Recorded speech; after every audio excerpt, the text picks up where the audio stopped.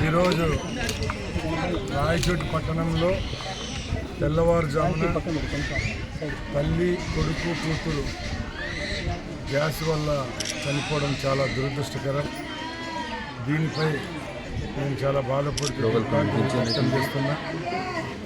ముఖ్యంగా ఎవరైనా ఏదైనా సమస్యలు ఉన్నప్పుడు, మెంటల్గా కానీ ఇంకో విధంగా కానీ సమస్యలు ఉన్నప్పుడు 10 మందితో పంచుకొని ఆ సమస్య త్వరితగతిన పూర్తి చేసుకునే విధంగా ప్రయత్నించాలా. కానీ ఇలాంటి చర్యలకు పాల్పడితే చాలా బాధాకరం. ముఖ్యంగా పోలీసు వారిని కూడా మేము కోరడం జరిగింది. న్యాయపరమైన చర్యలు తీసుకోండి. ఈ విషయంలో ఎవరైనా దీనికి ఏ కోణంలో అయినా దీన్ని పర్యవేక్షించి దీనికి తగిన ఎవరైనా ఏమైనా తప్పు జరిగింటే బాధ్యులు ఎవరైనా ఉంటే తప్పకుండా వాళ్ళపై కఠిన చర్యలు తీసుకోవాల్సిందిగా కోరాము. అలాగే చేతులు జోడించి అందరికీ విన్నవించుకుంటున్నాం.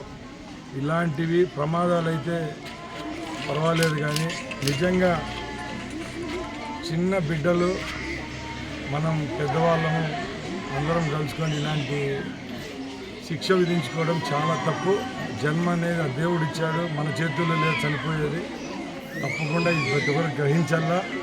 అలాగే ఇది ప్రమాదం అయితే పర్వాలేదు, కానీ దీనికి ఎవరైనా కారకులై ఉంటే మాత్రం తప్పకుండా తగిన చర్యలు తీసుకుంటారని కోరుకుంటున్నాను.